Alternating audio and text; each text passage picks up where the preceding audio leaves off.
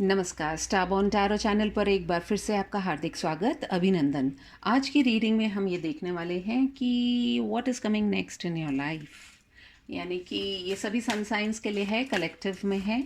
कुछ मैसेजेस जो हैं हम जनरल मैसेजेस निकालेंगे। लेट अस सी सबसे पहले कि मेजर लेसन्स जो हैं आपकी लाइफ में, या मेजर जो एपिसोड्स हो चुके हैं या होने वाले हैं, नेक्स्ट क्या आने वाला है। लेट्स सी, उसको देख करके हम कुछ कार्ड्स निकालते हैं, फिर उसी के अकॉर्डिंगली हम टैरो से भी कुछ कार्ड्स निकालेंगे। All right, dear spirit guides and angels, please give me clear guided messages for my viewers.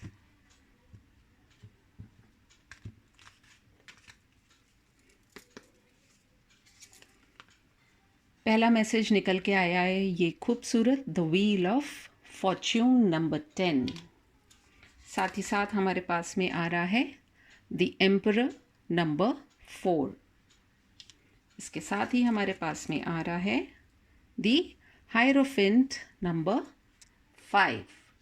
तो इन 3 कार्ड्स को देख करके मुझे कुछ ऐसा आभास हो रहा है कि आपकी लाइफ में जो है एक मेजर चेंज जो है वो आने वाला है। अब आप में से बहुत से लोगों की कुछ कहानी पिछली ऐसी रही होगी कि लगातार एक ही तरह की जर्नी में आप फंसे हुए थे, या एक ही तरह के साइकिल जो है आप लोगों में से काफ़ी लोगों के लिए शायद ये चल रहा था काफ़ी समय से। और आप जो कहते हैं कि जैसे एक गोल गोल किसी साइकिल में आप घूमे जा रहे थे। यदि आप इस कार्ड को भी देखेंगे तो इसके अंदर बहुत सारी चीज़ें हैं, लेकिन अक्सर क्या होता है, गोल गोल घूमने से हमारा सिर जो है वो चकराने लग जाता है। एक क्लैरिटी नहीं दिख रही थी। तो कहीं ना कहीं अब जो ये पहिया घूमेगा, ये आपकी लाइफ के अंदर एक ऐसा चेंज लेकर के आएगा, क्योंकि जो आपको शायद बेटर लाइफ में एक जगह पर लेकर के जाएगा। साथ ही साथ व्हील ऑफ फॉर्च्यून कुछ इस तरह का भी कार्ड इंडिकेट करता है कि मे बी आपको कुछ फाइनेंशियल गेन भी हो सकता है आने वाले कुछ समय में।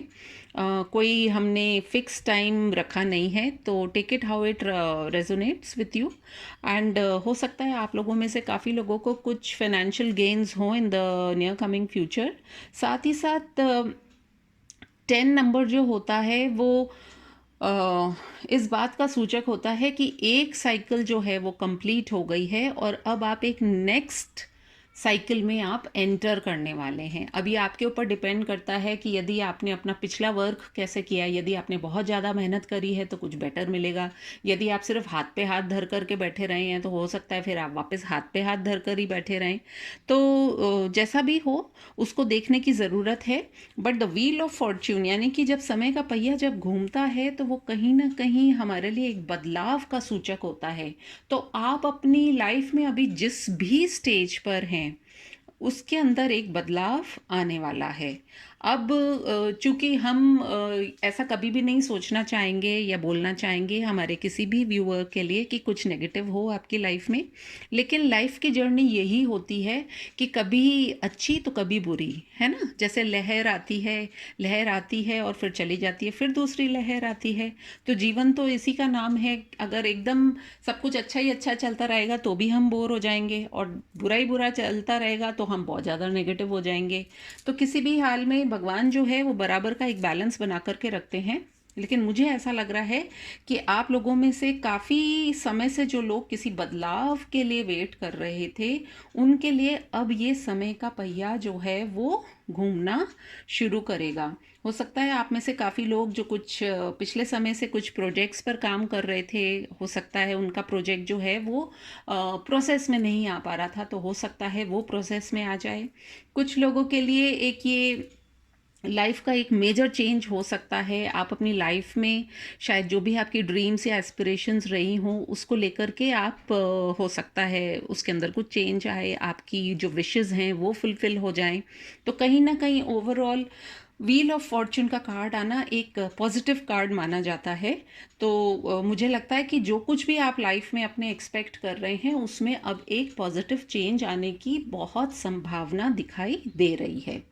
ओके, सेकंड कार्ड जो निकल के आया है वो दी एम्परर का कार्ड है। एम्परर का कार्ड का मतलब ये होता है कि देखिए, एम्परर मतलब राजा से भी ऊंचा, है ना, किंग से भी ऊंचा, महाराजा। तो आप इस एनर्जी में रहने वाले हैं आने वाले टाइम के अंदर। और यदि आप इस कार्ड को भी देखें तो आपको ये दिखाई देगा कि ये जो एम्परर है ये अपने सिंहासन पर बैठ गए हैं।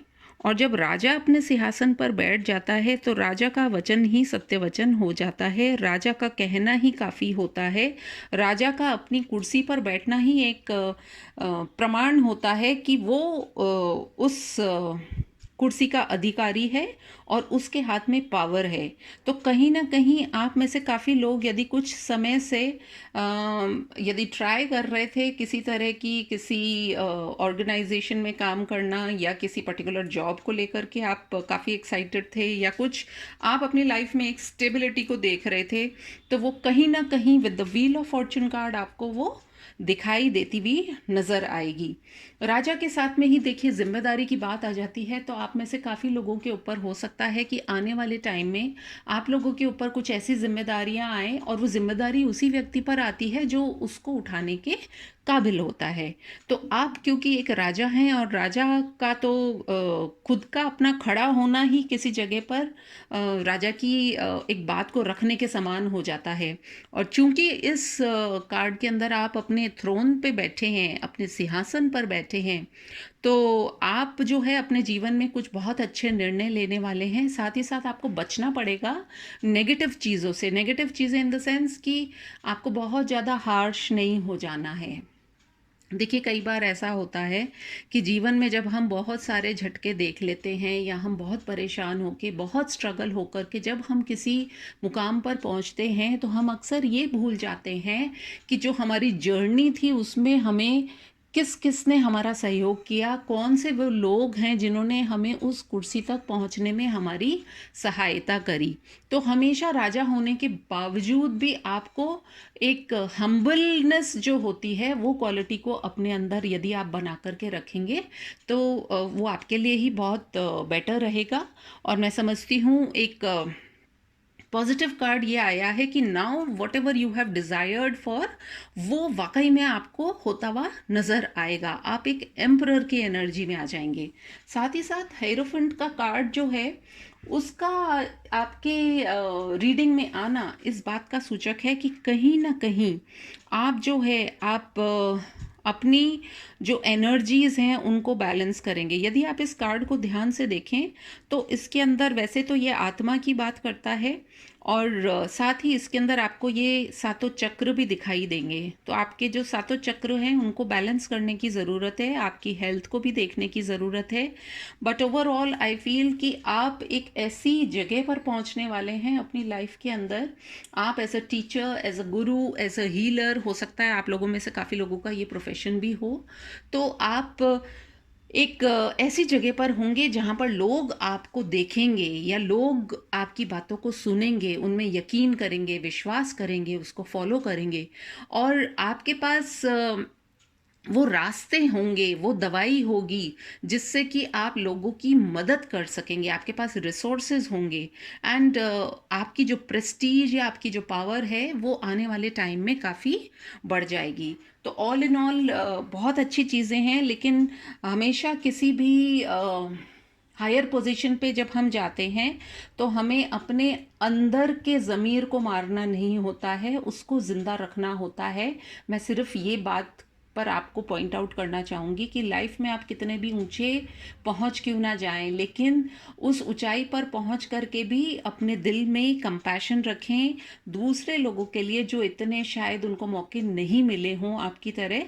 स्ट्रगल्स तो फेस करते ही हैं सभी, लेकिन उनके प्रति थोड़े से आप कंपैशनेट रहें, थोड़ा सा एक दया और करुणा का भाव रखें, क्योंकि आप बहुत ऊंचाइयों को छूने वाले हैं आने वाले कुछ समय में। सो लेट अस सी कि इन कार्ड्स को क्लैरिफाई करते हुए हमारे टैरो में से क्या कार्ड्स निकल करके आते हैं। लेट अस सी कि कुछ सिमिलर कार्ड्स हमें मिलते हैं या कुछ और एक्स्ट्रा मैसेजेस हमको मिलते हैं।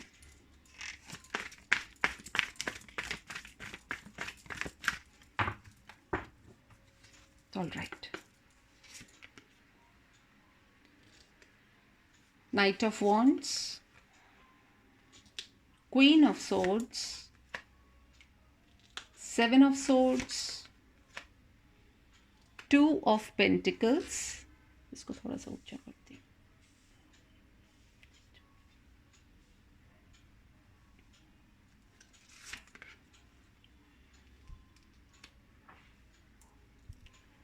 2 of Wands, 10 of Wands, Death, 10 of Cups, and below the deck निकल के आया है 3 ऑफ कप्स। मुझे ऐसा लगता है कि काफ़ी कुछ रेजोनेट करते हुए कार्ड्स आए हैं। वो क्योंकि इसके अंदर भी ऐसा दिखाई जा रहा है कि आप अपने वर्क को लेकर के बहुत पैशनेट रहेंगे। जो भी आपके आने वाले समय के अंदर जो आप वर्क करने वाले हैं उसको लेकर के आप बहुत पैशनेट रहने वाले हैं, लेकिन आपको अपनी इस तलवार का प्रयोग बहुत ध्यान से करना है, क्योंकि क्वीन ऑफ सोर्ड्स की जो एनर्जी होती है वो बहुत हार्श होती है अपने वर्ड्स के साथ में, एंड साथ ही साथ वो एम्परर के कार्ड के साथ में भी निकली है। तो मुझे यही लग रहा है कि आपको अपनी लाइफ में जो भी बात आप लोगों से कहें, यदि आप जिस भी अथॉरिटी की पोजीशन पे आप यदि पहुंचते हैं, उसके बाद भी आपको अपने शब्दों का चयन बहुत ध्यान से करना होगा। और जो कोई आपके सामने यदि डिज़र्व करता है वो जिस तरह का ट्रीटमेंट, वो ही ट्रीटमेंट आप उसको देंगे। तो कहीं ना कहीं आप एक अथॉरिटी में तो रहने ही वाले हैं, लेकिन आपको बचना किन चीज़ों से है। जो ये 7 ऑफ सोर्ड्स वाली जो चीज़ें आ रही हैं, हो सकता है आपके सामने जो लोग हैं काफ़ी आपको मैनिपुलेट करने की कोशिश करें, आपको बरगलाने की कोशिश करें, या साइड स्टेप करें, या आपको साइड स्टेप कराने की कोशिश करें आपकी जिम्मेदारियों से। तो उससे आपको बचने की ज़रूरत पड़ेगी। साथ ही साथ आपको अपनी लाइफ में एक 2 ऑफ पेंटिकल्स यानी एक बैलेंस बनाना पड़ेगा आपको अपनी लाइफ में, क्योंकि जब एक एम्परर लोगों के सामने होता है तो उसे अपना एक नेचर या जो अपना लुक या अपना जो प्रेजेंटेबिलिटी होती है उसको वैसा ही रखना पड़ता है। तो वो बैलेंस करने की बहुत ज़रूरत है। और यहाँ पे भी हमें देखिए 2 ऑफ वॉन्ड्स में भी वर्ल्ड दिखाई दे रहा है, और हमें व्हील ऑफ फॉर्च्यून का भी कार्ड आया था। तो कहीं ना कहीं आपकी जो क्वेस्ट ऑफ ये जो आपकी जो जर्नी है, इस जर्नी को आपको ज़रूर से एक्सपैंड करने की ज़रूरत है। क्योंकि देखिए लाइफ में जब कोई मौका मिलता है तो हमें उसका फ़ायदा ज़रूर उठाना चाहिए। और क्योंकि व्हील ऑफ फॉर्च्यून, फॉर्च्यून का मतलब होता है कि एक तरह की फॉर्च्यून का हिंदी वर्ड मुझे याद नहीं आ रहा है, लेकिन आपको लाभ ही लाभ है। तो जब आप लाभ वाली स्थिति में हैं तो आपको उसका फ़ायदा उठाना आना चाहिए, अपने विजन को एक्सपैंड करना आना चाहिए। साथ ही साथ ये भी मान करके चलिएगा कि कहीं ना कहीं जो अथॉरिटी के साथ में जिम्मेदारी जुड़ी हुई होती है, तो वो यदि आप उसको एक वज़न की तरह लेकर के चलेंगे तो आप अपने वर्क से कभी भी जस्टिस नहीं कर पाएंगे। तो उसको एक वज़न की तरह नहीं मान करके और अपनी जिम्मेदारियों को बखूबी आप उठाएंगे तो आप पाएंगे कि आपके अंदर एक ट्रांसफॉर्मेशन भी नज़र आएगा आपको। और वो ट्रांसफॉर्मेशन आपके बेटरमेंट के लिए है, क्योंकि हो सकता है ये व्हील ऑफ फॉर्च्यून का जो पहिया आपके जीवन में अब आने वाला है, ये आपको बहुत अच्छे से ट्रांसफॉर्म कर दे। मतलब हो सकता है कि यदि पहले आपके अंदर बहुत एटीट्यूड और ईगो था, तो आप शायद उन बातों को अब अपनी लाइफ से दूर करें, आपके अंदर एक चेंज आए। एंड परिवर्तन ही संसार का नियम है। तो जो अपने कहते हैं ना कि जब समय जिस हिसाब से चल रहा होता है उसके हिसाब से अपने अंदर जो व्यक्ति परिवर्तन लेकर के आ सकता है वो ही लंबे समय तक टिकता है, वरना बाकी के सब बह जाते हैं। तो जो भी ट्रांसफॉर्मेशन आ रहा है ये मान करके चलिए कि आपके ये बेटरमेंट के लिए ही आ रहा है, और ये आपको पूरी हैप्पीनेस देने वाला है, ना केवल आसपास के लोगों के साथ में, लेकिन इवन आपकी फैमिली में भी, आपके फ्रेंड सर्कल में भी। तो मुझे तो बहुत ही अच्छी एक फीलिंग आ रही है इस रीडिंग को देख करके। लेट अस सी कि ये आने वाले कितने टाइम में या क्या हम इससे कुछ पता चल सकते हैं मूनोलॉजी डेक कार्ड से भी। तो let us see. All right, a win win outcome is forecast, full moon in Libra.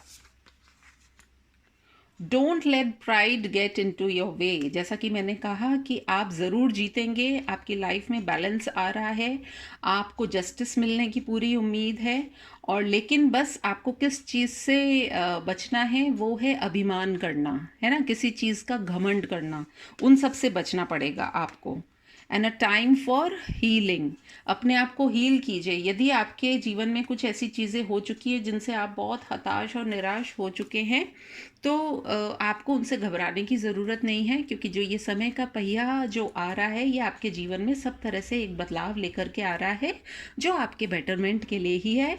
Below the deck हमें एनर्जी निकल के आई थी, be bold and make the first move. तो आपको बोल्ड होकर के, और अब जो आप अपने जीवन में चाह रहे हैं, सही समय भी आ गया है, और आप जीवन में जैसा चाह रहे हैं वो आपको ज़रूर से मिलेगा। इसी उम्मीद के साथ में मैं सोचती हूँ बहुत ब्यूटीफुल रीडिंग है।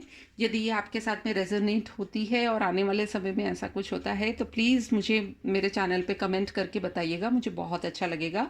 और कोई पर्टिकुलर रीडिंग आप देखना चाहते हैं तो प्लीज़ कमेंट सेक्शन में ज़रूर मेंशन करें।